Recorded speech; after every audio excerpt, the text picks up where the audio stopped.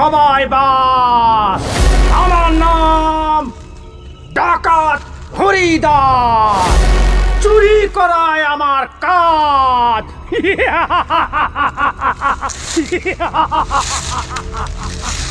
তুমি ঠিকই বলেছ, হরিদাস ডাকাতের অত্যাচার দিন দিন বেড়েই চলেছে। আমাদের ছেলে মেয়েরা স্কুলে যেতেও পারছে না, আর রাত্রিতে ঠিক মতো আমরা বাড়িতে থাকতেও পারছি না। তাই আমরা গ্রামের মানুষজন মিলে চলো যাই ওই মুরলের কাছে, তাই তার একটা ঠিক বিচার তিনি করবেন। তবে তাই চলো।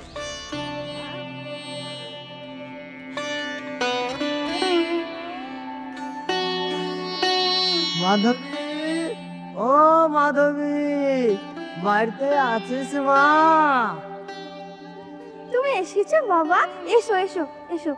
হ্যাঁ রে মা, এসেছি। ধর, শক্ত করে ধর। সাবধানে এসো বাবা, এসো। শক্ত করে ধর মা, এসো। শক্ত করে ধর।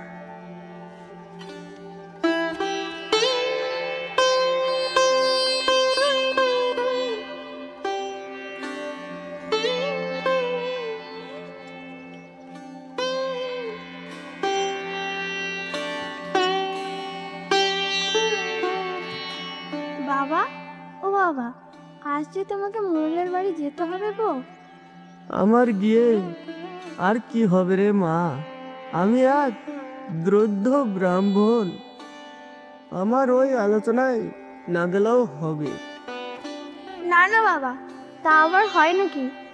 মোড়ল মশাই তো একটা সম্মান আছে। তোমাকে যখন তিনি ডেকেছেন তখন তোমার যাওয়া অবশ্যই দরকার। কিন্তু হ্যাঁ রে মা, যদি আমি চলে যাই তো সন্ধ্যা আরতির কি হবে রে মা? তা নিয়ে তুমি কোনো চিন্তা করো না বাবা, আজ না হয় সন্ধ্যা আরতি আমি করে দেব, তুমি সেখানে চলে যাও বাবা। হ্যাঁ গো, মেয়েটা এত করে বলছে, তাহলে যাও না মিটিংয়ে। আর তুমি যদি না যাও, মোড়ল মশাই কি বা ভাববেন? তোরা যখন এত করে বলছিস তবে আমি যাচ্ছি। হ্যাঁ মা, সন্ধ্যা আরতিটা ভালো করে দিয়ে দিস। ও নিয়ে তুমি কোনো চিন্তা করো না বাবা, তুমি সাবধানে যেও। ঠিক আছে মা, তোরা সাবধানে থাকিস।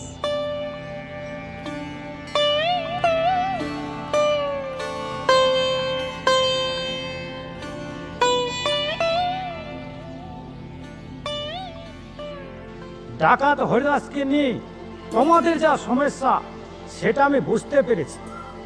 ডাকাত হরিদাসের অত্যাচার থেকে কিভাবে রেহাই পাওয়া যায় সেই বিষয়ে আলোচনা করার জন্যই আপনাদেরকে এখানে ডাকা।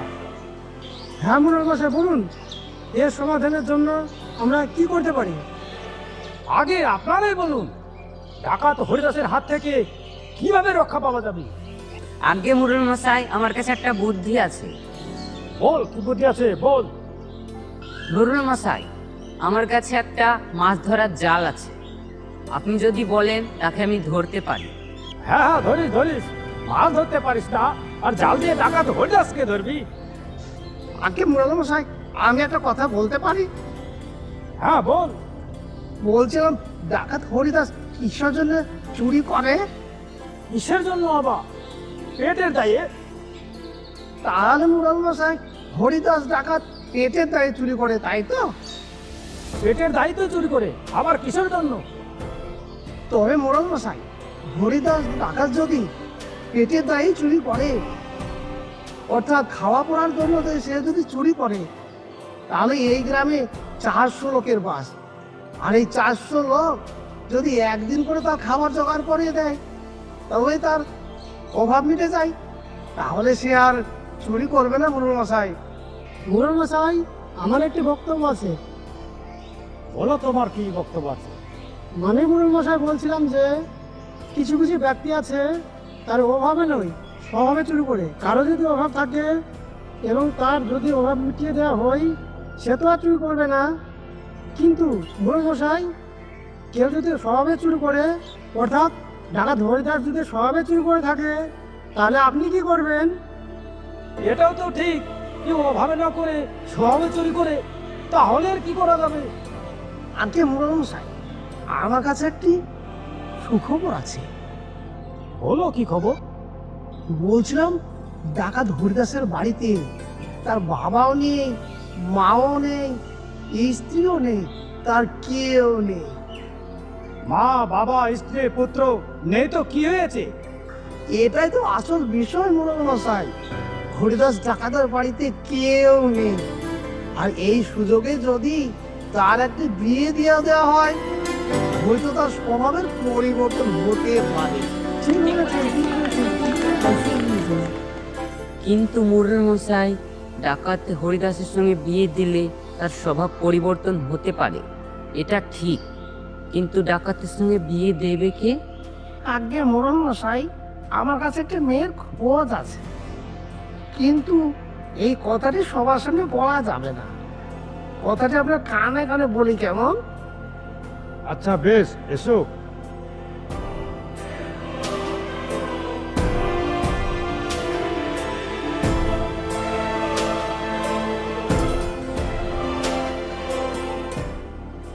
মোড়ল মশাই, ওই যে পিছনে বসে আছে রামরতন শর্মা বাবু, তারা খেতে পায় না, পড়তে পায় না, তার একটি 18 বছরের মেয়ে আছে, এখনো বিয়ে দিতে পারেনি।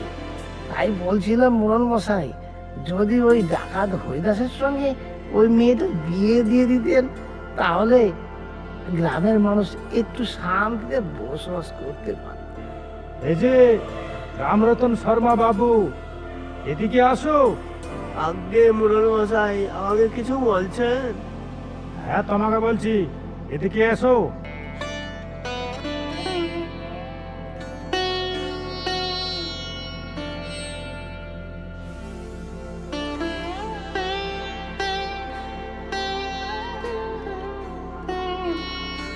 বলছি শোনো, তোমার বাড়িতে কে কে আছে? মোড়ল মশাই, আমার বাড়িতে আমার স্ত্রী আছে, আর আমার একটি ছোট্ট মেয়ে আছে। তবে এখনো তার বিয়ে দাওনি কেন? মোড়ল মশাই, আমি এক দরিদ্র ব্রাহ্মণ, দিন খাটি দিন খাই, কোনো মতে আমার সংসারটা চলে। টাকা পয়সার অভাবে আমার মেয়ের আমি বিয়ে দিতে পারিনি মোড়ল মশাই। আমরা সবাই গ্রামবাসী মিলে সিদ্ধান্ত নিয়েছি যে তোমার মেয়ের মাধবীর ডাকাত হরিদাসের সঙ্গে বিয়ে দিতে হবে। তা তুমি যদি না দাও, তোমাকে এই গ্রাম ছেড়ে চলে যেতে হবে। না,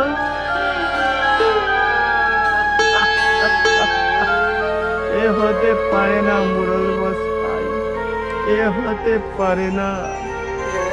হরিদাস ডাকাত, সে যে চুরি করে, সে যে ছিনতাই করে, সে যে মানুষ হত্যা করে, তার সঙ্গে আমার ছোট্ট মেয়ের এমনি দেব বিয়ে মোড়ল মশাই? হাই ভগবান, এমন সাজা দিলেন না। হাই করি, ডাকাত হরিদাসের সঙ্গে তোমার মেয়ের বিয়ে যদি না দাও, তোমাদেরকে এই গ্রাম ছেড়ে চলে যেতে হবে। আজকের আলোচনা এখানেই সমাপ্ত হলো, আপনারা আসতে পারেন।